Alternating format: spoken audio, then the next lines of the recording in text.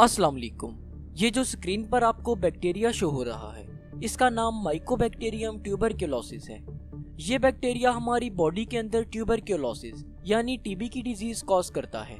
और आपको बताता चलूं कि इस दुनिया में हर 3 में से एक शख्स ट्यूबरक्लोसिस यानी टीबी का शिकार होता है और हर साल लाखों लोग इस टीबी की वजह से मर जाते हैं। इसलिए आपका ये जान लेना काफी जरूरी है कि आखिर ये टीबी क्या है, ये क्यों होती है और इससे कैसे बचा जा सकता है।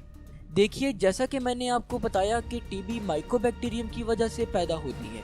ये बैक्टीरिया जब टीबी से इन्फेक्टेड पर्सन बातचीत करता है, हंसता है या खांसता है तो इसके मुंह से छोटे छोटे माइक्रोस्कोपिक ड्रॉपलेट्स के जरिए बाहर निकलता है। और जब कोई दूसरा शख्स इनहेल करता है तो एयर में मौजूद ये ड्रॉपलेट्स ट्रेवल करते हुए इस पर्सन के लंग्स तक पहुंच जाते हैं। और इस तरह से माइकोबैक्टीरियम एक पर्सन की बॉडी से दूसरे पर्सन की बॉडी में चला जाता है।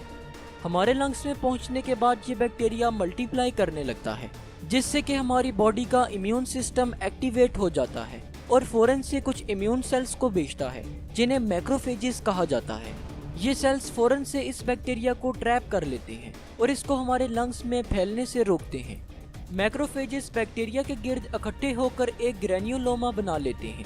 ज्यादातर केसेस में बैक्टीरिया से हमारी बॉडी को बचाने के लिए ये इम्यून रिस्पॉन्स काफी होता है और bacteria through out the life हमारी बॉडी के अंदर इसी स्टेट में पड़ा रहता है, जिसे हम डोरमेंट स्टेट भी कहते हैं।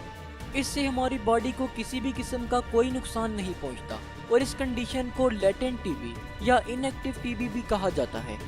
अब कुछ पेशेंट्स जिनका इम्यून सिस्टम कुछ मेडिकल कंडीशंस की वजह से वीक हो गया हो, जैसा कि डायबिटीज, माल न्यूट्रिशन और HIV वगैरह, तो ऐसे पेशेंट्स में इम्यून सेल्स वीक हो जाते हैं और बैक्टीरिया पर कंट्रोल नहीं कर पाते, जिसकी वजह से बैक्टीरिया डोरमेंट स्टेट से एक्टिव स्टेट में चला जाता है और फर्दर डिवाइड होने लगता है। अब क्योंकि हमारे इम्यून सेल्स इस बैक्टीरिया को किल करने की कोशिश कर रहे होते हैं, तो इसी दौरान हमारे लंग्स के अपने सेल्स भी डाई होना शुरू हो जाते हैं और हमारे लंग्स में जगह जगह ट्यूबरकल्स बन जाते हैं और हमारे लंग्स प्रॉपरली वर्क नहीं कर पाते। इस कंडीशन को एक्टिव टीबी कहा जाता है। लेटेंट टीबी से एक्टिव टीबी होने के चांसेस सिर्फ 5 to 10% होते हैं। अब चूंकि ये टीबी हमारे लंग्स को डिस्ट्रॉय करती है, इसलिए इसे पल्मोनरी टीबी कहा जाता है। अगर हम टीबी के सिम्टम्स की बात करें तो आपको बताता चलूं कि लेटेंट टीबी के सिम्टम्स नहीं अपेयर होते, जबकि एक्टिव टीबी के कुछ सिम्टम्स अपेयर होते हैं, जिनमें दर्ज झेल शामिल हैं। Number 1 chest pain, number 2 fever यानी बुखार का होना, नंबर 3 वेट लॉस, नंबर 4 भूख में कमी, नंबर 5 खांसी जो कि 3 वीक्स या उससे भी ज्यादा तक रहती है, नंबर 6 खांसी के जरिए से ब्लड का आना वगैरह। अगर हम टीबी के ट्रीटमेंट की बात करें तो टीबी को कुछ एंटीबायोटिक्स के जरिए से ट्रीट किया जाता है। पेशेंट को लॉन्ग टाइम पीरियड के लिए कुछ मेडिसिन्स लेनी होती हैं। ये टाइम पीरियड तकरीबन 6 से 9 महीने का होता है।